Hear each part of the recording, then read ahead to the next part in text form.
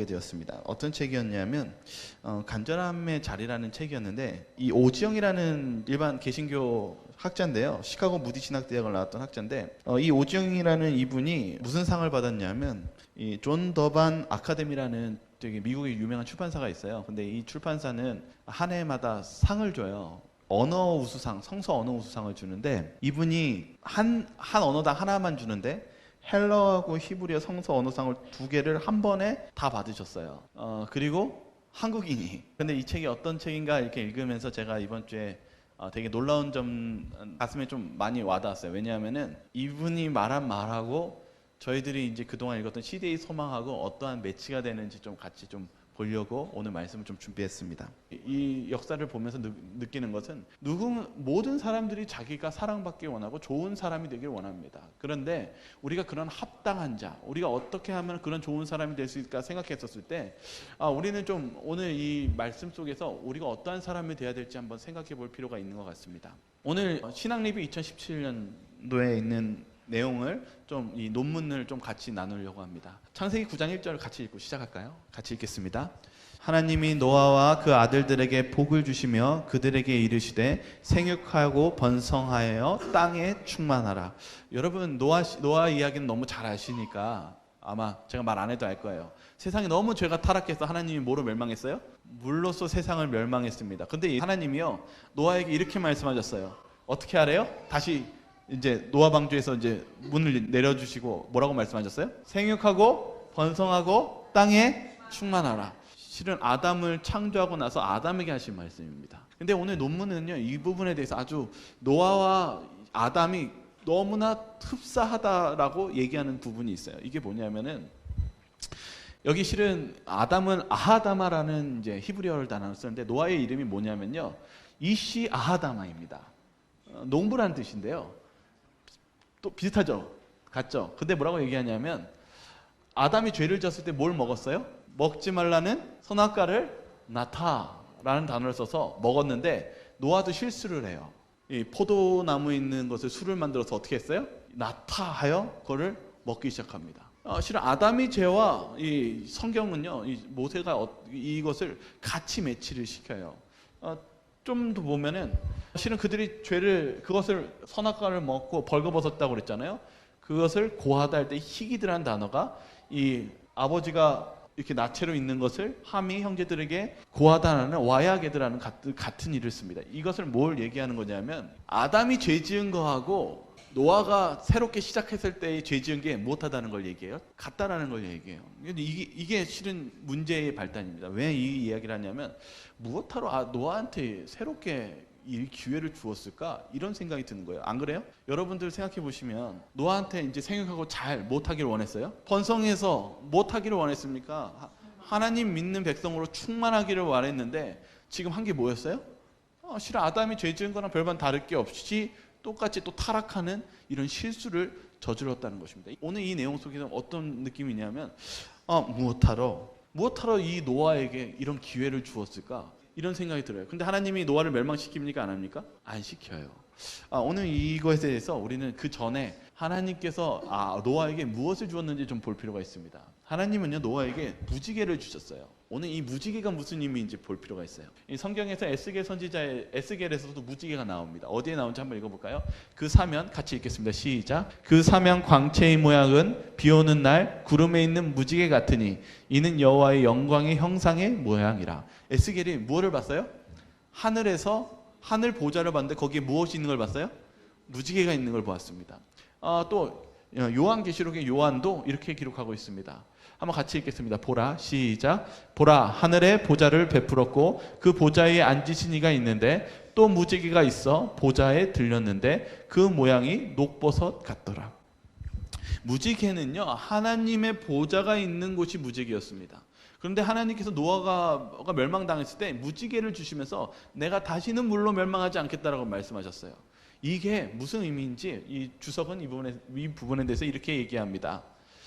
사람이 그의 큰 죄로 인하여 하나님의 심판을 초래할 때 구주께서는 그를 위하여 아버지께 간구하시며 회개한 죄인에 대한 하나님의 자비의 징표로서 구름 속에 있는 무지개와 보좌 주위를 두르고 있는 무지개와 자신의 머리 위에 들린 무지개를 가리키신다. 다시 말하면 무지개는 무엇을 상징하느냐면요, 예수님께서 무엇 하시는 거예요? 하나님께 대신 가서 용서해달라고 중보하시고 계신다라는 것을 얘기하고 있다는 사실입니다. 다시 말하면 노아가 실은 실수한 게 아니라, 노아가 실수해서 그런 문제가 있는 것이 문제가 아니라 그 죄를 회개하서 예수님께서 중보하시는 것이 실은 하나님의 무엇이었다는 것을 얘기하고 있어요? 계획이었다는 것을 이야기합니다. 오늘 이 합당한 자, 실은 어떻게 봤으면 지금 봤을 때 노아의 그 실수를 통해서 우린 노아에 대해서 실망할 수 있습니다. 그러나 진짜 하나님께서 합당한 자가 무엇인지가 오늘 이 노아를 통해서, 그리고 오늘 이 성경에 대한 언어적인 좀 내용들을 통해서 우리가 같이 어떠한 자가 합당한지를 같이 나누기를 원합니다. 마가복음 1장 40절과 41절에 대해서 좀 먼저 읽기 전에 이 문둥병자에 대한 이야기를 해드릴게요. 여러분들 이 문둥병자에 대해서 우리가 많이 들었다시피 문둥병자는 어떠한 사람입니까? 오늘 문둥병 얘기 많이 하네요. 실은 온몸이 실은 썩는 거예요. 근데 어떻게 썩는 거냐면 신경이 점점 끊기는 거예요. 그래서 결국은 코가 떨어지고 입이 떨어지고 나중에는 이제 죽게 되는 그런 병입니다. 그런데 이 문둥병자는 하나님으로부터 저주를 받았다고 이스라엘 백성들은 믿고 있었어요. 그래서 문둥병자들은 어디에 살았냐면, 어디에 살았어요? 성 안에 살았어요? 성 밖에 살았어요? 네, 성 밖에 살았어요. 오늘 이 저자가요, 이 부분에서 이렇게 얘기하고 있어요. 마가복음 1장 40절과 41절을 이제 하는데 한번 같이 한번 읽어볼까요? 한 나병 환자가, 시작. 한 나병 환자가 예수께 와서 꿇어 엎드려 간구하여 이르시되 원하시면 저를 깨끗하게 하실 수 있나이다. 이 원하시면, 이 단어의 뜻이요, 무슨 뜻을 가지고 있냐면 이런 뜻을 가지고 있대요. 그냥 원하는 게 아니라요, 깊이 유념하고 기뻐하고 즐거워하는 의지가 동반되는 원함이다. 다시 말하면 이 원함은요, 자기가 원해서 되는 게 아니에요. 문둥병자가 원해서 고쳐주는 게 아니라 문둥병자가 이렇게 원하는 겁니다. 주님, 당신이 저 고쳐주는 것을 기뻐하시면 고쳐주세요, 이 말이에요. 되게 특이한 말이죠. 근데 왜 그랬냐면 이것이 시대의 소망이 적혀 있어요. 시대의 소망 한번 읽어보면 이렇습니다. 문둥병자는 예수에게 어떻게 접근해야 할지 몰랐다. 이웃 사람들과의 접촉을 금지당한 그가 어떻게 그 치료자 앞에 자기 몸을 내보일 수 있을까? 다시 말하면 이 문둥병자가 성 안으로 들어간다는 것 자체가 가능하다는 거예요? 불가능하다는 거예요? 힘든 일이라는 거예요. 왜냐하면 가면 돌로 쳐 죽거나 실은 가는 그 길이 너무나 위험한 길이었기 때문입니다. 그런데 이렇게 이야기합니다. 그리고 그는 그리스도께서 과연 자기를 고쳐주실까 하고 의심하였다. 여러분, 문둥병자는 아무도 친구가 되지 않습니다. 가족들도 버리는 것이 문둥병자입니다.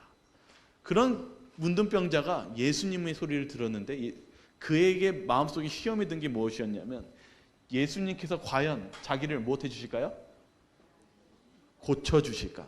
왜냐하면 다 거절당했거든요. 여기 보면 이렇게 적혀 있습니다.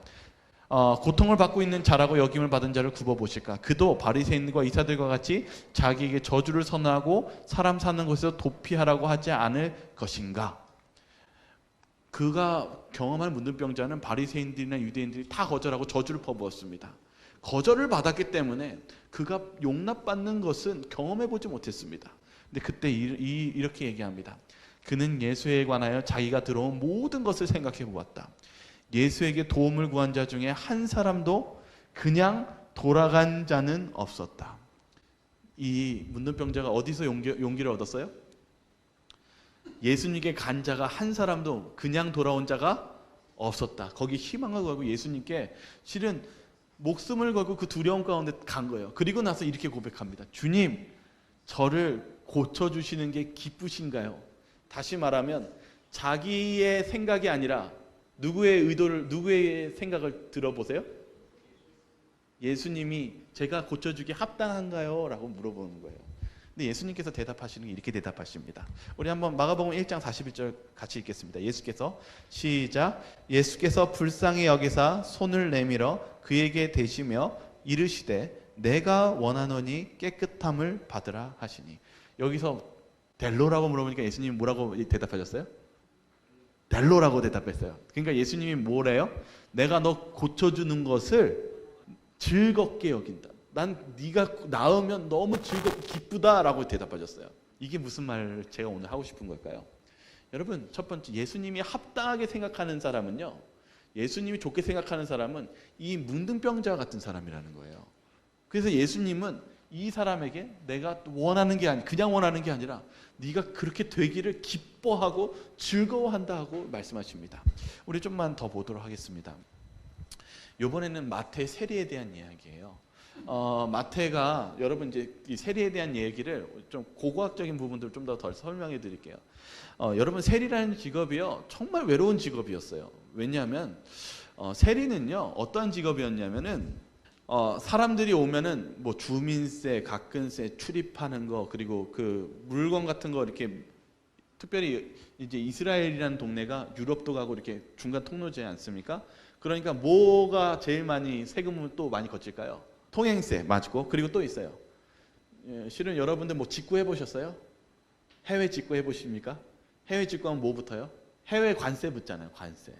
그래가지고요, 이 세리들이 뭐 하는 직업이 또 하나가 있었어요. 뭐였냐면, 너 지나갈 때마다 여기 통행세네. 근데 또 짐 있으면은 기분 나쁘면 뭐 하냐면 유대인들한테 거기 있는 짐 다 풀어. 아시죠? 그러니까 이 유대인들은요, 세리를 너무 싫어했어요. 특별히 로마 밑에 있어가지고 세금을 걷는 것도 싫은데, 기분 나쁘면 세리들이 뭐 했어요? 짐 풀어. 그래가지고 트집 잡는 거예요. 그래서 이 세리는요, 유대인이긴 했지만요, 어떤 사람이었냐면, 유대인들이어서 세리는 같은 마을에 같이 사는데 사람 취급을 안 받았어요. 다시 말하면 이 세리들은 집에 여기 같이 살면은 딱 세리하고 유대인 지나가면 이 사람이 없는 것 같이 살았어요. 그러니까 세리는 인간관계가 있었을까요? 없었을까요? 없었어요. 여러분, 세리가 사람을 만나는 방법이 있었어요. 어떻게 하면 사람을 만날까요? 네? 지금 마태 이야기하고 있어요. 지금 레위 마태 이야기요. 정확한 맞추셨어요. 어떻게 하면 사람을 만나면요, 세금을 거두러 협박하러 그 자리에 앉으면 됐어요. 그러니까 마태의 유일한 사람의 관계는 그 세리에 있는 자기의 장소에 가가지고 짐 풀어, 돈 내놔. 이때 사람을 만나는 유일한 관계였어요. 마태의 삶이 어땠을까요? 마태는요, 그러한 삶, 어떻게 보면 외롭고 그러면서 목마른 삶을 살고 있었어요. 돈은 있었지만은 그의 삶 속에 진정한 만남이 없었죠. 그리고 유대인들은 자신을 유령 취급했죠. 여러분들이 그 세리의 기도를 보시면 아시죠? 멀리 떨어져서, 세리가 바리새인 멀리 떨어져서 왜 기도했어요? 어차피 유령 취급하고 죄인 취급했기 때문에 그는 홀로 있었기 때문이었습니다. 그런 마태를 생각해 보시면 됩니다. 그때 예수님이, 아까 이거 읽었나요? 누가복음 5장 27절이요? 한번 같이 한번 읽어보겠습니다. 그 후에 시작. 그 해 예수께서 나가서 레위라 하는 세리가 세관에 앉아 있는 것을 보시고 나를 따르라 하시니 그가 모든 것을 버리고 일어나 따르니라. 여기 보시면 예수님이 마태를 찾아갑니다. 그것도 어느 장소요? 마태가 일하는 그 장소에 찾아가십니다. 근데 여기 이렇게 적혀 있어요. 데오마이, 보시고라고 적혀 있어요. 근데 봤다라는 것이 그냥 이렇게 본 게 아니라 헬라어에 이런 뜻이 있습니다. 그냥 보는 게 아닌 깊이 진지하게 바라보다. 예수님이 마태를 어떻게 바라봤다고요? 아주 진지하고 진실하고 깊이 있게 마태를 바라봤어요. 시대의 소망은 이 부분에서 이렇게 얘기합니다. 예수께서는 이 사람의 마음에 진리를 받아들이기 위해 열려있는 것을 아셨다. 그러나 그는 랍비들의 배척에 익숙해져 있었으므로, 다시 말하면 왕따에 익숙해져 있었으므로 이 크신 교사께서 자기를 주목해 보시리라고는 생각조차 하지 않았다. 그리고 나서 예수님이 뭐라고 했냐면 나를 따르라. 그자 마태가 어떻게 했습니까? 즉각적으로 뭐 어떻게 했어요? 어떻게 했어요? 네, 자신의 그 돈으로 만날 수 있는 이 모든 관계를 못했다고 했어요? 모든 것을 버리고 일어나 따르니라. 왜 마태가 따랐는지에 대해서 여기 설명합니다. 여기서부터 한번 같이 한번 읽어보겠습니다. 마태이 시작. 마태의 마음에는 주저함이나 의심도 없었고 이익이 남는 사업이 가난과 곤란이 바뀌어지려는 생각도 하지 않았다. 예수와 함께 있어서 그분의 말씀을 듣고 그의 사업에서 그분과 연합할 수 있다는 것으로 그는 족하였다. 마태는 무엇으로 만족했대요? 무엇으로 너무 행복했대요? 지금까지 아무도 사람과 관계하지 못하는 외로움 속에 있었을 때 누구와 관계할 수 있던 것을 너무 행복했다고요? 예수님과. 여러분, 마태는 예수님의 제자 될 자격이 없고 사람으로부터 자격이 없는 자였습니다. 근데 예수님이 찾아오셔서 내가 너랑 관계하고 싶다라고 하시니까 마태가 그 모든 것을 버리고라도 그 행복을 잡았다고 얘기하는 것입니다. 여러분, 우리도 그런 행복을 잡으시길 바라겠습니다. 마태가요, 그리고 나서 더 놀라운 일을 했어요. 뭘 했냐면 잔치를 벌였어요. 여러분 생각해 보세요. 아무도 하려고 하지 않는 유령 같은 사람 마태가 누구를 초대했어요? 사람을 초대했어요. 그때 문제가 발생합니다. 마가복음 2장 16절과 17절입니다. 같이 한번 읽겠습니다. 바리새인의 시작. 서기관들이 예수께서 죄인 및 세리들과 함께 잡수시는 것을 보고 그의 제자들에게 이르되 어찌하여 세리 및 죄인들과 함께 먹는가? 예수께서 들으시고 그들에게 이르시되 건강한 자에게는 의사가 쓸데없고 병든 자에게래야 쓸데있느니라. 나는 의인을 부르러 온 것이 아니요 죄인을 부르러 왔노라 하시니라. 바리새인들이 불만을 가지고 있었어요. 왜 불만을 가지고 있었어요? 네? 원래 바리새인의 뜻이 분리된 자라는 뜻이거든요. 분명히 하나님을 믿는 백성이면 누구랑 분리돼야 돼요? 죄인인 누구랑 분리돼야 될까요? 이런 세리와, 그렇죠. 여러분, 세리가요, 어떤 사람, 유대인들이 어떤 사람과 동급으로 취급했냐면 창녀와 동급으로 취급했어요. 그러니까 이 바리새인들이 봤을 때 화가 나는 거예요. 예수님 지금 누구랑 어울리고 계세요? 지금 마태의 잔치 속에서 누구와 얘기하고 있어요? 다른 세리와 죄인들과 이야기하고 있으니까 바리새인들이 어떻게 이럴 수 있느냐라고 질문합니다. 그때 예수님이 뭐라고 대답하십니까? 나는 의인을 부르러 온 것이 아니요 죄인을 부르러 왔노라. 여러분, 우리는 하나님 앞에 갔을 때 어떤 사람이 합당한 자라고 생각하십니까? 예수님은 뭐라고 얘기하냐면 나한테 합당한 자는 의인이 아니라 누구라고요? 죄인이라고 말씀하십니다. 예수님과 대화할 수 있는 사람은 죄인이라는 사실을 이야기합니다. 이게 어떤 이야기를 좀 더 설명하고 있는지 좀 더 보겠습니다. 실은 이번 주에 또 하나의 문학을 좀 봤어요. 여러분 아마 많이 학교 시간에 알고는 계실 거예요. 톨스토이요. 여러분, 톨스토이의 유명한 작품들이 많이 있죠. 전쟁과 평화. 근데 실은 저는 뭐 때문에 톨스토이를 알았냐면 신학 때요. 저희 신학과 교수님이었던 오만규 교수님이요. 이 톨스토이의 참회록을 번역을 하셨어요. 책을요. 이게 그 책이거든요. 근데 제가 이걸 읽으면서 되게 인상이 깊었어요. 왜냐하면 톨스토이는 실은 그리스도인이 되거든요. 신앙을 받아들이거든요. 근데 이 참회록을 쓰기 전의 책이 뭐냐면은 안나 까레니나라는 책입니다. 여러분들 안나 까레니나라는 것이 영화로 되게 많이 나왔거든요. 근데 저는 이거 안 봤어요. 그래서 그냥 제가 대충 본 거를 그냥 설명해 드릴게요. 실은 안나 까레니나가 왜 유명하냐면요. 이거 별로 좋지 않은 내용인데요. 불륜에 대한 내용인데요. 실은 이 안나라는 아름다운 여자가 이제 오빠를 만나는 계기로 이제 기차역을 타다가 이 브론스키라는 잘생긴 한 남자를 만나게 돼요. 기차역에서. 그래서 사랑을 하게 됐는데 결국에는 이 안나하고 브론스키가 막 집착하고 막 하다가 결국은 이 안나가 기차에 뛰어내려서 죽게 됩니다. 그리고 그 두 번째 커플인 스티바 돌리라는 사람도 나오는데 이 두 사람은 별로 그렇게 그냥 평범한 사랑을 하는 사람이에요. 그리고 세 번째 사람이 이제 레빈과 키티라는 사람이 나오는데 키티라는 여자가 자꾸 이제 브론스키라는 안나가 사랑했던 브론스키를 사랑하는 막 사랑이 한마디로 막 뒤죽박죽인 사랑을 합니다. 다시 말하면 이 이야기는 연애 이야기입니다. 그냥 간단히 얘기하면요. 근데 이제 재미난 걸 이제 좀 얘기하면 톨스토이는 외모 컴플렉스가 있었어요. 그래서 실은 잘생긴 사람은 싫어한 게 아니라 증오했어요. 그래서 그가 만드는 작품 속에서는 이 잘생긴 사람을 증오해서 좋게 안 끝내요. 그런데 또 잘생긴 사람과 아름다운 여자가 있으면 아름다운 여자도 절대 좋게 안 끝납니다. 그래서 전쟁과 평화에서는 안나가 갑자기 급사했다라고 끝내버려요.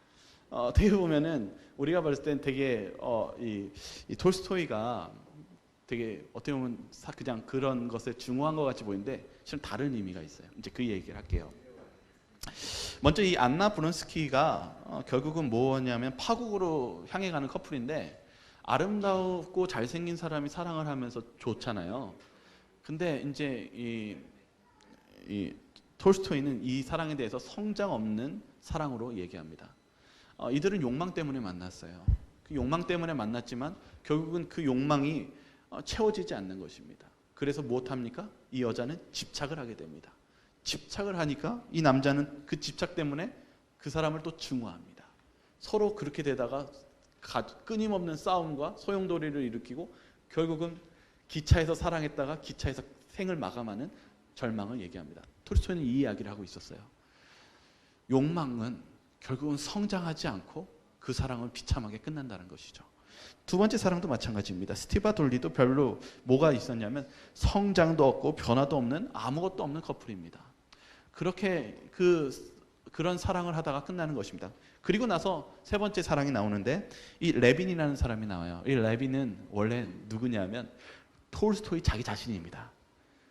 이 자기 자신이 그 사랑에 대해서 쓰는데 이 키티라는 사람과 다시 어렵게 사랑을 하는데 결국은 성장하는 사랑을 하게 됩니다. 어떻게 성장하는지 좀 얘기를 하려고 그래요. 이 톨스토이가요 이런 사랑을 하고 하면서 어떻게 성장하냐면 뭐 싸움을 안 한 게 아니에요. 서로 질투하고 시기하고 투쟁하고 싸웁니다. 근데 문제는 뭐냐면 이 레빈이 톨스토이가 갑자기 이런 생각이 드는 거예요. 난 이렇게 행복한데 죽는 게 너무 억울한 거예요. 난 이렇게 행복하게 살고 싶은데 이 죽음이란 걸 막을 수가 없는 거예요. 그래서 막 증오하고 화가 납니다. 그러면서 괴로워합니다. 근데 어떻게 해결이 안 돼요. 그 다음에 그가 이제 뭐 하기 시작하냐면 이제 풀을 베기 시작하는데 이때서부터 뭐가 생기기 시작하냐면 갑자기 마음이 평온하기 시작합니다. 그리고 나서 참회록을 써요. 왜 썼냐 하면 결국은 이것이 과학으로 해결되는 것도 아니고 내 이성으로 해결되는 것이 아니라 누구에게 절대적으로 의존할 때 평화가 오는 것입니까? 하나님께. 하나님을 믿으면서 다시 평안이 옵니다. 실은 우리에게 있어서 우리가 변화되고 성장하는 것은 하나님을 붙잡을 때 일어납니다. 이게 톨스토이가 경험한 그의 삶의 교훈이었습니다. 이걸 왜 얘기하냐면 오늘 이 이야기를 하나 더 하려고 합니다. 창세기 2장 2절과 3절에 이 안식일에 대한 문제가 나와요. 오늘 이 안식일에 대한 언어에 대해서 좀 같이 좀 나누겠습니다. 같이 한번 읽어볼까요? 하나님이 시작. 하나님이 그가 하시던 일을 일곱째 날에 마치시니 그가 하시던 모든 일을 그치고 일곱째 날에 안식하시니라. 하나님이 이 일곱째 날을 복되게 하사 거룩하게 하셨으니 이는 하나님이 그 창조하시며 만드시던 모든 일을 마치시고 그날에 안식하셨음이니라. 여러분 안식일이 언제부터 있었어요? 창조 때부터 있었죠.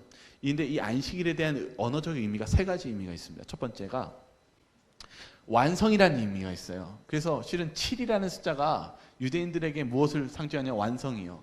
오늘날에도 7이 행운의 숫자죠. 아닌가요? 제가 잘 몰라서 그래요. 맞아요? 아닌가요? 맞아요? 근데 실은 왜 7이라는 의미가 안식일에서 포함됐어요. 여기 보시면 일곱째 날에 무엇했다고요? 마치셨다, 완성했다. 그래서 7이라는 숫자는 안식일에 대한 의미입니다. 완성이라는 의미요. 두 번째 의미는 실은 맹세라는 의미도 가지고 있습니다. 왜냐하면 기억하고 거룩히 지키라. 그래서 안식일은 실은 우리가 매우 중요하게 생각해야 되는 날이라는 의미도 가지고 있습니다. 세 번째 의미가 있어요.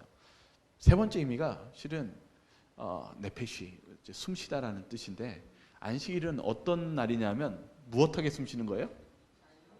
자유롭게. 여러분 자유롭게 숨쉰 적 있으세요? 지금도 허락받고 숨쉬십니까?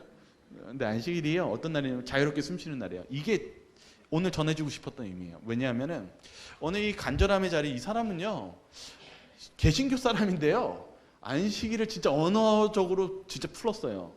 그래가지고 막 꼬지 않았어요. 그래서 이 글을 읽으면서 참 공감이 많이 갔습니다. 제가 읽어드릴게요. 안식일을 지키는 데는 이유가 있습니다. 더 이상 애굽의 노예가 아니기 때문입니다. 세상의 영혼에 팔렸지만 이제는 자유와 해방을 얻었기 때문입니다. 이것은 존엄성의 회복입니다. 우리는 기억하기 위해 멈춰야 합니다. 우리는 세상의 노예로 정신없이 지치며 살아갑니다. 욕심으로 영혼은 혹사를 당합니다. 하나님의 생명을 받지 못하면 숨을 쉴 수 없는 존재라는 것을 까마득하게 잊은 것만 같습니다. 안식일이 왜 필요하냐고 하냐면 안식일을 기억하여 거룩히 지키라. 이 세상에 안식일이 없으면 쉼 없이 못할까요? 쉼 없이 일하면서 애굽의 노예처럼 정신없이 지치면서 살아가기 때문입니다. 안식일은 무엇하는 날이냐면 우리가 기억하고 멈춰야지만이 다시금 우리가 쉴 수 있는 날입니다. 자유롭게 무엇할 수 있는 날이냐면 숨을 쉴 수 있는 날입니다. 그래서 안식일을 주셨다는 것입니다. 여러분 공감합니까? 여러분 안식일이 있기 때문에 우리가 진정으로 자유롭게 숨을 쉴 수 있다는 거, 그래서 하나님이 우리를 위해서 안식일을 주셨다는 거 감사하지 않으십니까? 우리는 하나님 없이 살 수 없습니다. 하나님과 관계를 해야지만이 우리가 숨을 쉬며 제대로 살 수가 있는 것입니다. 그런 하나님을 우리가 만나기 위해서 어떠한 자가 되어야 되냐면 그런 아까 합당한 자가 되어야 됩니다. 그런 합당한 자에 대해서 오늘 두 가지 이야기를 하고 마치겠습니다. 바로 베드로에 대한 이야기입니다. 실제 베드로가요, 예수님을 실망하고 바닷가에서 물고기 잡았던 사건에서 시작합니다. 베드로가 실은 실망을 했어요. 그래서 침례 요한이 죽으면서 다시 물고기를 잡고 있었습니다. 그때 예수님께서 찾아오셨어요. 근데 오늘 여기 성경에서 이것이 시대의 소망과 너무 일치하는 부분이 또 생깁니다. 한번 이 성경절 한번 같이 읽겠습니다. 시몬이 대답하여 이르되, 시작. 시몬이 대답하여 이르되, 선생님, 우리들이 밤이 새도록 수고하였으되 잡은 것이 없지만은 말씀에 의지하여 내가 그물을 내리리이다 하고, 시몬 베드로가 이를 보고 예수의 무릎 아래로 엎드려 이르되, 주여 나를 떠나소서, 나는 죄인이로소이다 하니, 이는 자기 및 자기와 함께 있는 모든 사람이 고기 잡힌 것을 말미암아 놀라고. 오늘 이 베드로가 실망하고 있었어요. 근데 실망하고 있는데 예수님께서 뭐라고 했냐면 저기다 그물을 던지라고 얘기해요. 근데 그 그물을 던지기 전에 있었던 일이 있었어요. 베드로가 뭐라고 얘기했냐면, 선생님, 제가 잡은 것은 없지만은 무엇을 의지해서 던진대요? 말씀을 의지하여. 이게 중요한 이야기입니다. 베드로는 갑자기 예수님 만난 거 아니었어요. 실망하고 있었을 때 예수님이 찾아오셔서 예수님의 배를 타고 사람들 앞에서 설교하고 계셨어요. 그래서 베드로는 무엇을 듣고 있었냐면 실망 가운데 예수님을 만나고 위로를 듣고 있었어요. 그래서 갑자기 실은 그가 전문가인데 실은 열심히 그물을 다듬고 물고기를 했는데 그날 하루 종일 물고기 잡았어요? 못 잡았어요? 허탕질했죠. 굉장히 자존심 상하는 겁니다. 근데 왜 자존심 상하냐면 예수님이 그물을 던지라서 자존심 상해요. 예수님이 직업이 뭐라고요? 어부예요? 목수예요. 목수는 좀 더 하대 취급하는데 목수가 얘기합니다. 저기다 던지면 물고기 잡을 수 있어.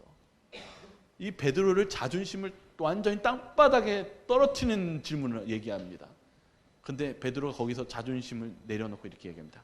선생님이 오늘 설교하신 말씀을 듣고 내가 믿고 못 해보겠습니다. 그물을 던져보겠습니다. 이렇게 얘기해요. 그래서 그물을 던졌어요. 그물을 던졌는데 무슨 일이 벌어지냐면 엄청난 고기가, 그물을 찢어짓한 고기가 잡힙니다. 근데 여기 단어가 여기 바라볼 필요가 있어요.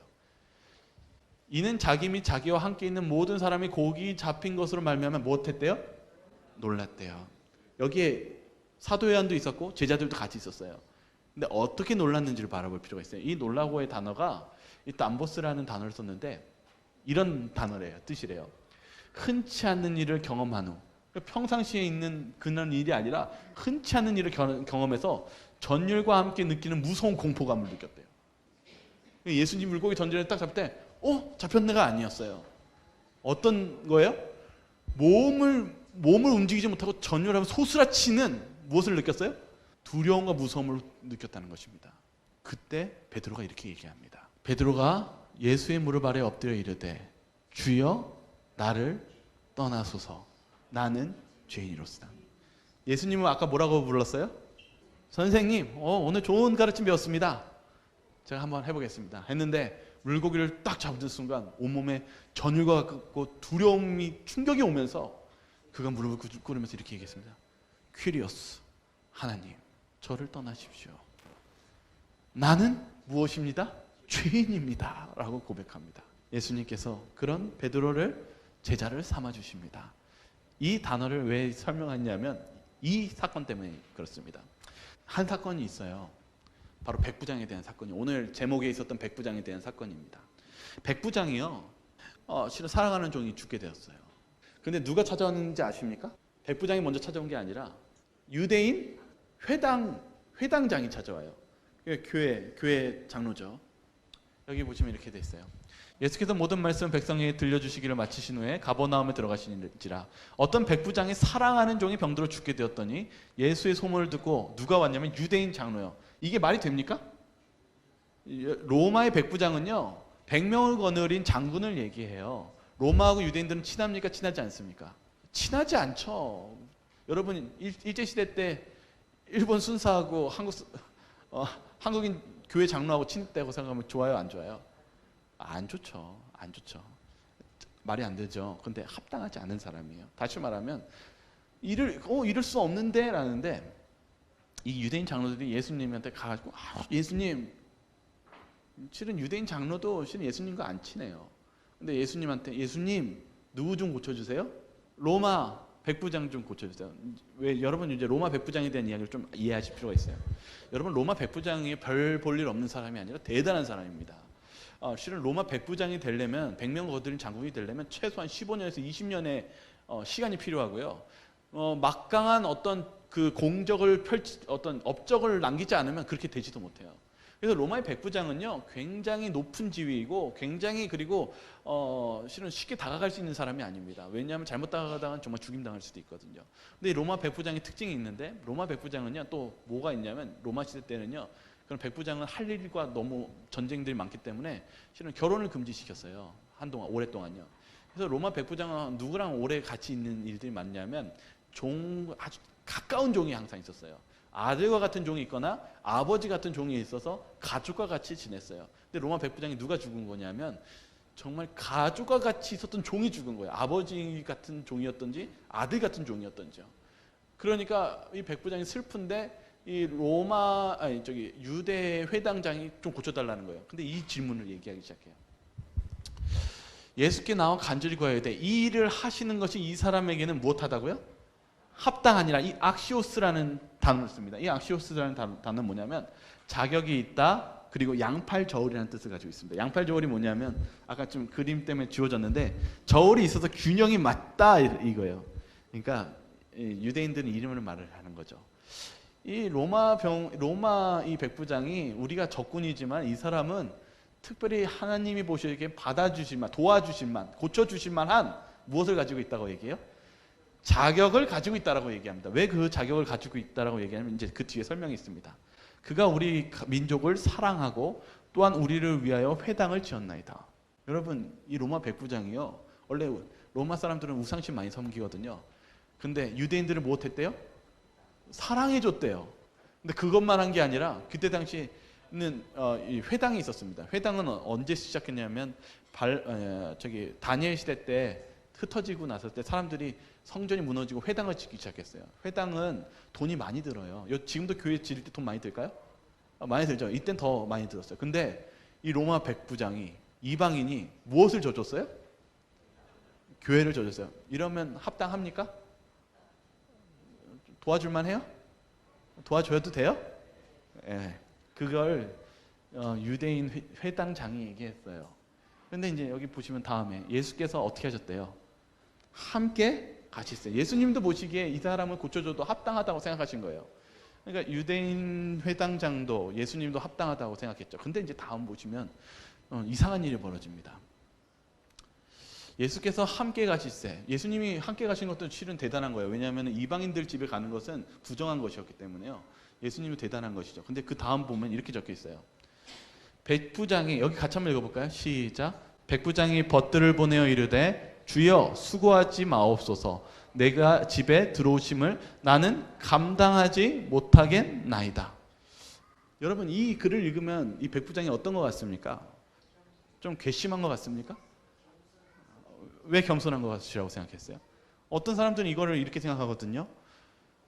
자기가 높은 위치에 있으니까 예수님은 어차피 목 쓰고 그러니까 오는 것이 뭐예요? 안 오는 게 좋을 것 같은데 그냥 말로만 하시죠 라고 생각할 수 있어요.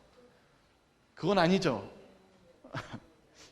오늘 이것을 오늘 이 백부장에 대한 것을 한번 좀 자세히 볼 필요가 있는 게 여기 보시면 이렇게 얘기해요. 나는 똑같은 단어를 써요. 악시오스. 감당하지 못하겠습니다. 백부장이 뭐라냐면 나는 무엇하지 않다라고 얘기하냐면 합당하지 않습니다. 나는 아까 이 다른 회당장은 다 뭐라 하냐면 자격이 있다라고 얘기했거든요. 근데 백부장이 뭐라고 하냐면 나는 자격이 없어요 라고 얘기했어요. 근데 뭐라고 얘기했냐면 예수님을 뭐라고 고치냐면 이렇게 얘기합니다. 백부장이 벗들어 보내어 이르되 뭐라고 얘기했어요? 주여 퀴리오스. 여기서는 퀴리에입니다. 이게 주격이 바뀌면 좀 바뀌거든요. 앞에요. 퀴리에, 퀴리오스 같은 말을 씁니다. 퀴리오스 아까 누가 썼어요? 아까 실은 제가 이거 설명하기 전에 누구 이야기했어요? 베드로가 처음에 예수님을 뭐라고 불렀다고요? 선생님. 그 다음에 뭐라고 불렀어요? 퀴리오스라고 불렀어요. 이거 왜 얘기하냐면 갑자기 제주도가 아니죠. 베드로가 뭘 보고 퀴리오스라고 얘기했어요? 뭐 하고 나서요? 물고기가 엄청나게 잡혀서 온몸에 뭐가 느끼고 나서 전율과 두려움을 느끼고 나서 예수님한테 뭐라고 했어요? 주여 저는 죄인입니다 이렇게 얘기했어요. 근데 이 백부장은 기적도 보기 전에 뭐라고 얘기했어요? 퀴리오스 주여. 예수님이 뭐 어떻게 반응하셨을까요? 이걸 보고요. 좀만 볼까요? 누가복음 7장 9절과 10절입니다. 예수께서 시작. 예수께서 들으시고 그를 놀랍게 여겨 돌이키사 따르는 무리에게 이르시되 내가 너희에게 이르노니 이스라엘 중에서도 이만한 믿음을 만나보지 못하였노라 하시더라. 보내었던 사람들이 집으로 돌아가 보매 종이 이미 나와 있었더라. 예수님이 어떻게 보셨다고요? 예수님이 이 백부장을 어떻게 보셨대요? 그래 이렇게 보셨어요? 여기 보시면 어떻게 여겼어요? 놀랍게. 여러분 놀랍게 여길만 합니까? 베드로보다 낫죠? 대단하죠? 놀랍게 여겼어요. 어떻게 놀랍게 여겼냐면 이스라엘 중에서도 이만한 믿음을 본 사람이 없다. 최고의 믿음을 봤다고 얘기하신 거예요. 여러분 이 백부장은요 예수님을 어떻게 받아들였는지 여기 시대의 소망은 이렇게 얘기합니다. 백부장은 그리스도를 추천하였던 유대 지도자들은 저희가 얼마나 복음의 정신과 동떨어져 있는지를 나타냈다. 그들은 하나님의 국륜하심을 요구할 수 있는 우리의 지적은 오로지 우리의 큰 필요뿐이라는 것을 인식하지 못했다. 그들은 스스로 의롭다고 생각하였으므로 백부장이 우리 민족에게 보여준 호의를 인하여 그를 추천하였다. 그러나 백부장은 자신에 대하여 나는 감당하지 못하겠나이다 라고 말하였다. 그의 마음은 그리스도의 은혜로 말미암아 감동을 받았다. 그는 자신의 무가치함을 깨달았으나 도움을 요청하기를 두려워하지 아니하였다. 그는 자신의 선함을 의뢰하지 않았다. 그는 자신의 큰 필요를 역설하였다. 그의 믿음은 그리스도의 참된 품성을 붙잡았다. 그는 예수를 단지 이적을 행하는 자로만 믿지 아니하고 인류의 친구요 구주로 믿었다. 여러분 백부장은요 자기가 자격이 있다라고 생각하고 예수님께 구했어요? 아니요, 감당하지 못하겠다고. 다시 말하면 백부장은요 연약한 백부장이었어요. 예수님 앞에 연약한 사람이었어요. 그걸 예수님께 들여보낸 거예요. 주님, 저는 아무것도 아니에요. 주님이 도와주셔야 돼요. 주님이 도와주셔야 됩니다.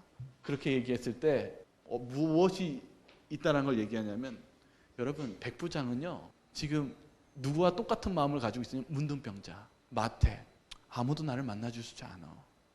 아무도 나를 상관하지 않는데 과연 하나님께서 나를 도와주실까? 이러한 마음으로 예수님께 갔다는 거예요. 근데 예수님은 그러할 때 그를 놀랍게 여겨주시고 고쳐주셨다는 얘기입니다. 근데 여기 더 놀라운 게 있어요. 여기 성경 보시면 여기 보면은 백부장에게 네 종이 나았다라는 말이 있어요 없어요? 한번 찾아보세요. 있나요? 제가 혹시 빼먹었나? 예수님이 아이고 놀랍다 이런 사람 없는데 하고 가버리셨어요. 그러면은 백부장은 뭐 어떤 마음이 들까요? 그래도 나았다라고 한마디 좀 해주시지. 근데 그런 게 없어요. 그냥 돌아갔어요. 근데 이렇게 적혀 있어요. 집으로 돌아가 보매 종이 어떻게 됐다고요? 이미 나아 있었더라. 언제 나았을까요? 언제 나았을까요?